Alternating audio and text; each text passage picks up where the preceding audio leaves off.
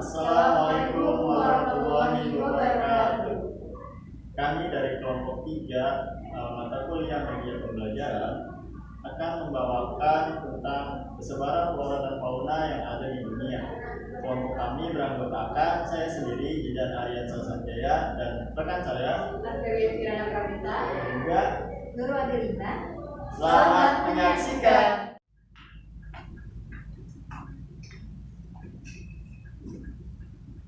Assalamualaikum warahmatullahi wabarakatuh. Selamat pagi anak-anak. Waalaikumsalam warahmatullahi wabarakatuh, Bu. Selamat pagi. Alhamdulillah semuanya sehat selalu ya. Semoga selalu dalam keadaan sehat walafiat. Baik, sebelum kita memulai pelajaran pada pagi hari ini, Ibu akan melakukan prasaksi terlebih dahulu. Baik, langsung saja. Atas nama Ari, apa hadir? Hadir, Bu. Baik. Adel, Hadir, Bu. Dela. Sakit, Bu. Tadi dia bilang sama saya. Oh baik, Dela sakit. Dan Zidan, apakah hadir? Hadir, Bu. Baik, semoga kita doakan kepada Dela, semoga cepat diangkat penyakitnya dan dapat beraktivitas seperti sedia kala. Baik, selanjutnya kita akan berdoa bersama-sama dulu. Silakan untuk KM-nya dipimpin terlebih dahulu. Berdoa selesai. Baik, terima kasih Zidan. Baik, seperti biasa Ibu akan memaparkan peraturan pada kelas geografi pada pagi hari ini. Kurang lebih ada 5 peraturan. Yang pertama, siswa hadir tepat waktu. Kedua, siswa yang ingin ke toilet atau izin ke toilet bergantian dan sendiri-sendiri. Ketiga, siswa dilarang menggunakan handphone atau memainkan handphonenya tanpa izin dari ibu. Jadi apabila ibu tidak mengizinkan untuk mencari materi dari sumber lain, dari internet, mohon siswa menaruh handphonenya di tas masing-masing.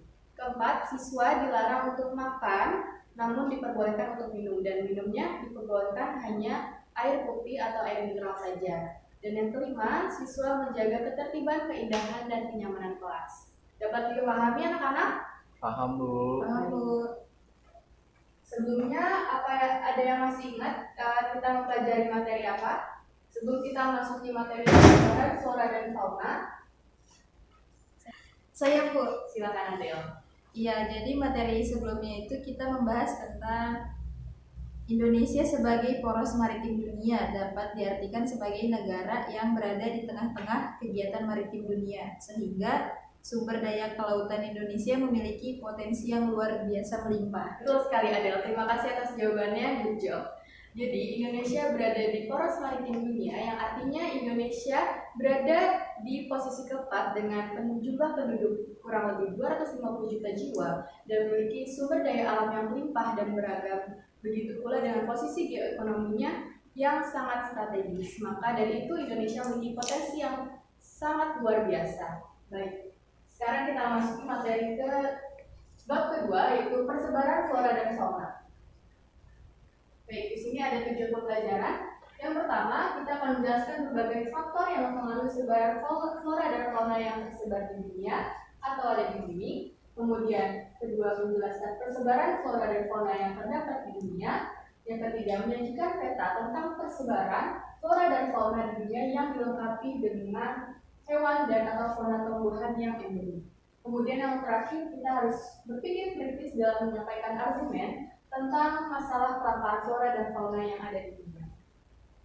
Baik, sebelumnya, what do you think? Apa sih yang ada di pikiran kalian ketika melihat foto ini? Stop testing on us. Baik, mungkin Ibu akan sedikit memberikan video. Dari pemaparan video yang Ibu tampilkan tadi, kita dapat melihat bahwa kelinci tersebut yang bernama Ralph, dia diuji coba menjadi bahan uji coba kosmetik di Amerika Serikat. Namun bukan hanya Ralph saja, tapi banyak kurang lebih sampai puluhan juta hewan, baik tikus, kelinci, hamster, dan lain sebagainya, diuji coba untuk penggunaan kosmetik yang berbahaya, yang mana di sana mereka tidak dilindungi dengan undang-undang perlindungan hewan, yang artinya mereka yang mengalami kesakitan atau sampai mati gitu. Jadi dapat lihat di sini bahwa di Amerika Serikat sendiri pun banyak fauna-fauna atau hewan-hewan yang di sana tidak mendapat perlindungan untuk diuji coba. Baik, materi selanjutnya kita masuki faktor-faktor persebaran flora dan fauna yang ada di bumi. Yang pertama terdapat faktor abiotik atau fisik, yaitu terbagi menjadi 3. Yang pertama iklim. Nah, di iklim ini terdapat suhu, kelembapan udara, angin, dan curah hujan. Selanjutnya ada yang kedua, tanah atau edafik, seperti yang dilihat di PT, yaitu terdapat tekstur tanah, struktur tanah, kadar air dan udara, suhu tanah, kadar kimiawi dan unsur biologi tanah. Dan yang terakhir yaitu fisiografis atau topografi, yang artinya tinggi dan permukaan bumi mempengaruhi pola penyinaran matahari. Nah, dari faktor abiotik atau fisik ini akan mempengaruhi persebaran flora dan fauna yang ada di bumi, sehingga di berbagai daerah akan mempengaruhi jenis-jenis yang ada di sana. Dan yang kedua yaitu ada faktor biotik atau disebut faktor non-fisik. Nah, faktor biotik ini dibedakan atas tumbuh-tumbuhan, binatang, dan manusia. Namun pada faktor ini manusia sangat berpengaruh. Nah, yang pertama, manusia dapat menyebarkan tumbuhan dari suatu tempat ke tempat lainnya. Dan yang kedua, manusia juga mampu mempengaruhi kegiatan fauna di suatu tempat dengan melakukan perlindungan atau perburuan liar.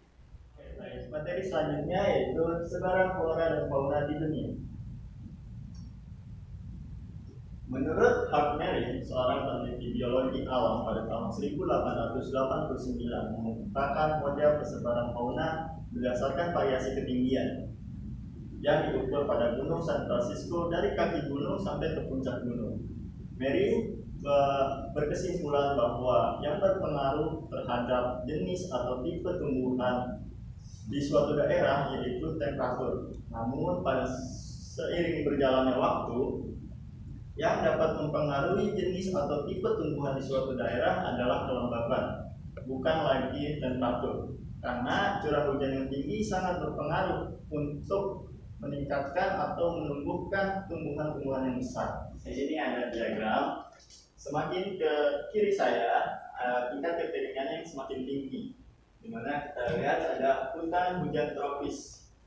Di hutan hujan tropis di sini kita temui banyak pohon-pohon besar seperti yang ada di Indonesia. Selanjutnya semakin ke kiri ada hutan musim, padang rumput. Padang rumput ini jenis floranya, tumbuhannya itu rumput-rumputan kecil, daerah pohon jarang, kemudian padang pasir. Padang pasir kita sedikit menjumpai flora dengan ciri-ciri yaitu memiliki duri di batangnya dan juga memiliki akar yang panjang untuk menyimpan cadangan air.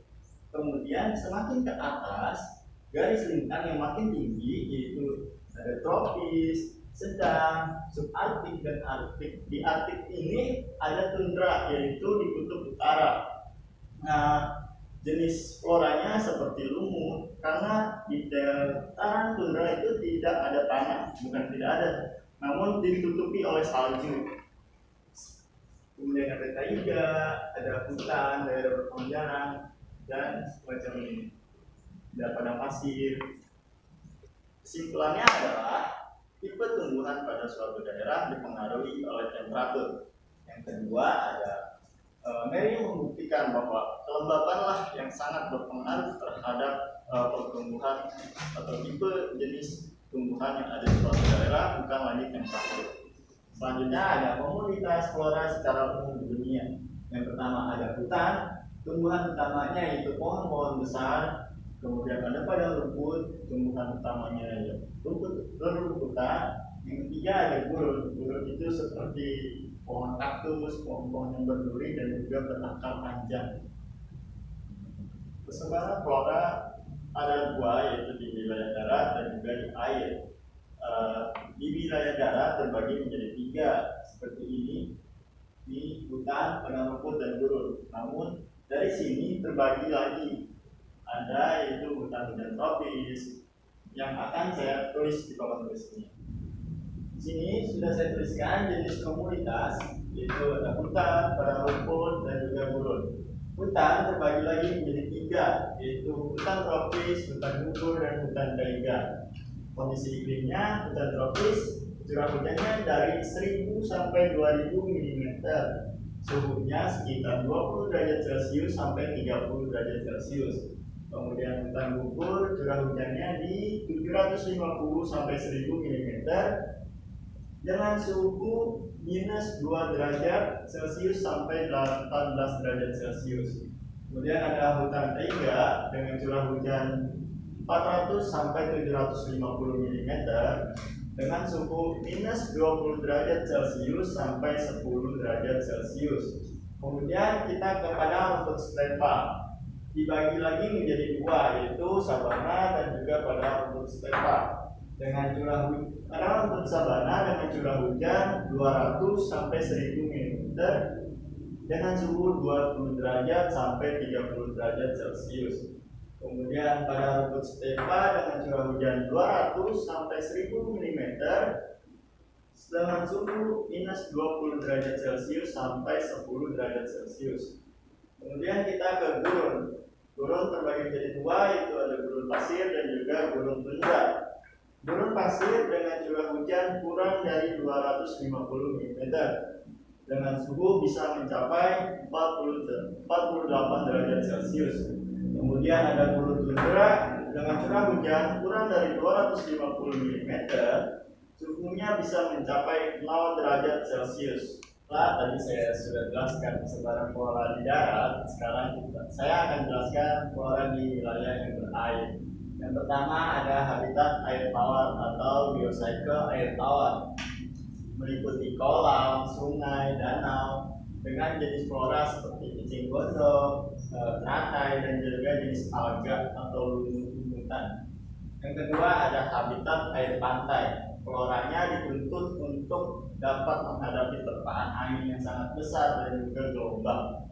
Dengan floranya seperti ubi, rumput angin, bakung pantai, dan juga pandan pantai. Yang ketiga yaitu ada habitat air laut atau biocycle air laut.